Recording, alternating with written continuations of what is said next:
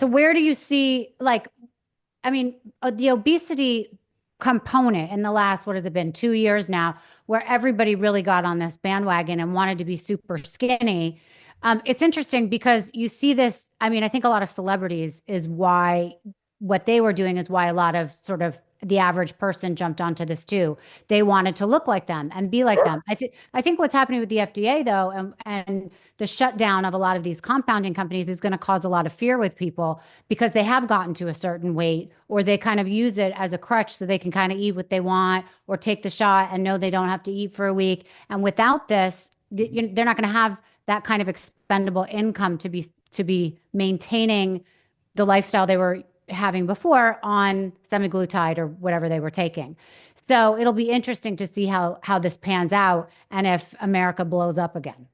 Yeah, you look at Oprah. Oprah's done a great job maintaining a slim figure since Mhm. these GLP-1 drugs. And her company, Weight Watchers, who she's been associated with the whole time, they transitioned from selling the food products into selling the drugs. I mean, Oh, I didn't know that. oh yeah, they recognized it quite some time ago. Look at Elon Musk. He's in the news all the time. I mean, he's definitely on these products. He was having a hard time with his weight, and I think he openly talks about it. So he's using the drugs plus intermittent fasting. You've got there's all kinds of television hosts and newscasters and obviously the influencers, they're all on it. But I mean, even like the housewives of whatever those shows are, they're all on it as well, even though they're probably all in denial, publicly about it. Right. They don't want to admit it. They're all I mean, taking. I do remember when I started doing my podcast 2 years ago, people were lying about whether or not they were on it. And they would be like outed in the media or shamed if they were on it because it was taking away from people that were sick with diabetes. And it was like a whole thing.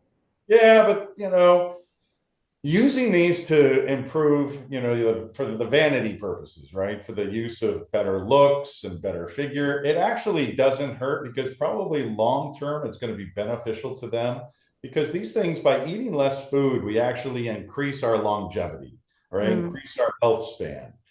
Most people don't know eating less is beneficial to our cells. Putting a lot of things in makes our cells stay real busy. We have what, 7 trillion cells? I mean, we have a lot of cells in our body.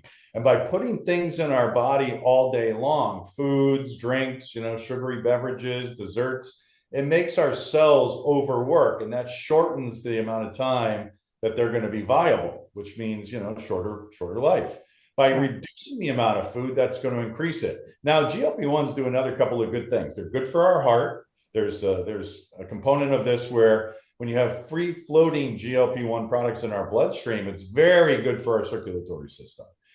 There's a lot of work going on that, not only that, it's also for sleep, for snoring. So it actually makes you thinner, so you Hmm. snore less. There's a lot of benefits. So anyone doing this, there's no harm unless you're overdoing it. And now there's a lot of people who then become nutrient deficient, right? You're not getting the proper vitamins, minerals, amino acids, fatty acids. And that's when some of these side effects truly are kicking in. So I'm not sure you've been reading, but a lot of hair loss occurring right now in the female population. And I'm sure there's something going on there. There's more and more people on it, and there's Mhm. a lot more people that we can look at and come up as test subjects. But I think it's up to 50% of the women on these products right now are talking about hair loss.